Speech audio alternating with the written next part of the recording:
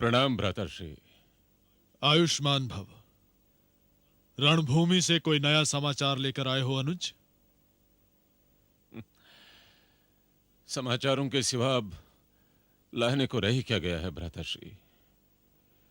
जब युद्ध होने वाला होता है तो वातावरण में केवल समाचार ही गूंजते रहते हैं, परंतु ऐसे समाचार अधिकतर अशुभ और बुरे ही होते हैं। तुम्हारी बातों से एक विचित्र भय टपक रहा है। बहुत भयभीत लग रहे हो तुम। भयभीत लग नहीं रहा हूं भ्रातर्षि, भयभीत हूं। ऐसी कौन सी विपदा आन पड़ी है अनुज?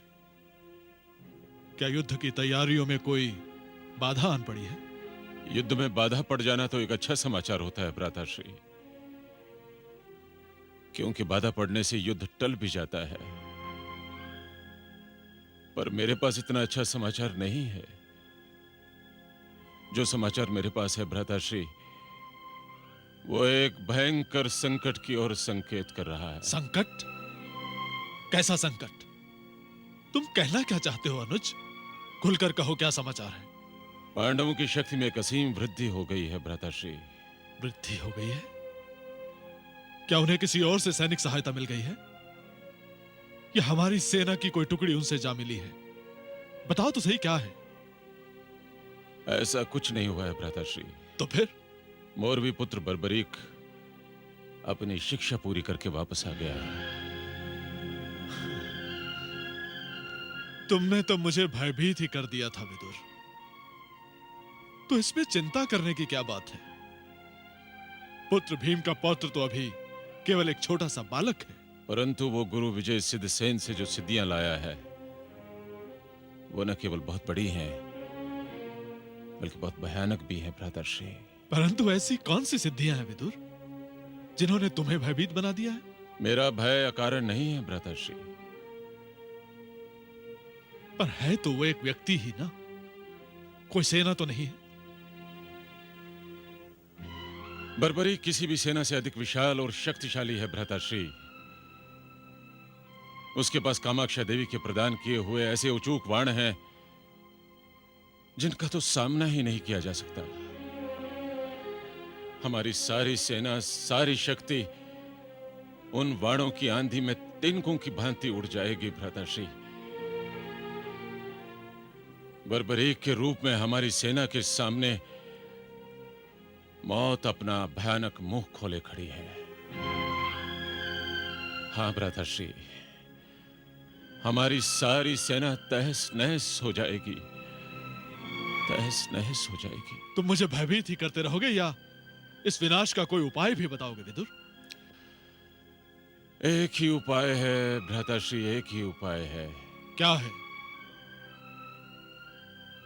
घोषणा कर दी जाए कि ये युद्ध नहीं होगा। ये तुम क्या कह रहे हो विदुर? कदाचित भय ने तुमसे तुम्हारी बुद्धि तो नहीं छीन ली? मैं ठीक कह रहा हूं भ्रातर्षि।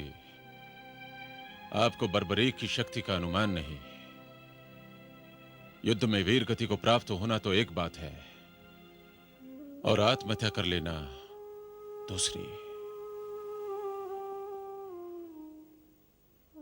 युद्ध करना इस समय आत्महत्या करने के समान होगा, और युद्ध न करने का निर्णय आपको आज ही और अभी करना होगा। इस बारे में मैं अभी इस समय कोई निर्णय नहीं ले सकता विदुर। क्यों नहीं ले सकते? क्या इन परिस्थितियों को देखते हुए आप कोई निर्णय नहीं ले सकते भ्राताश्री? नहीं विदुर, अपनी नेत्रहीनता के कारण ना तो मैं किसी परिस्थिति को देख सकता हूं, ना ही जान सकता हूं, और ना ही परख सकता हूं।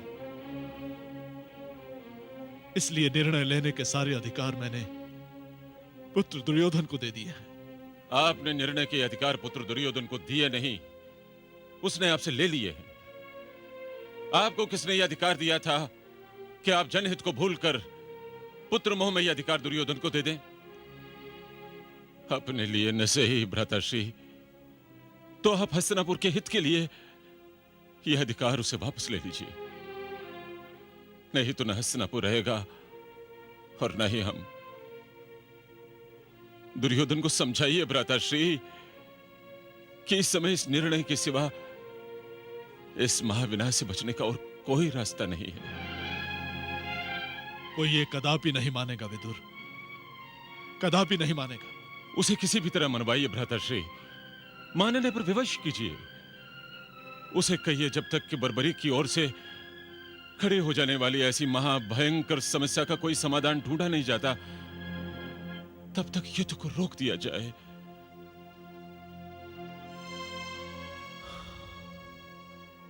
तुम अनुरोध करते हो तो मैं प्रयत्न करके देखता हूं, किंतु आशा मुझे तिल भर की भी नहीं है विदुर। जाओ तुम युवराज दुर्योधन से कहो कि हम मुझसे तत्काल मिलना चाहते हैं। जैसी आज्ञा।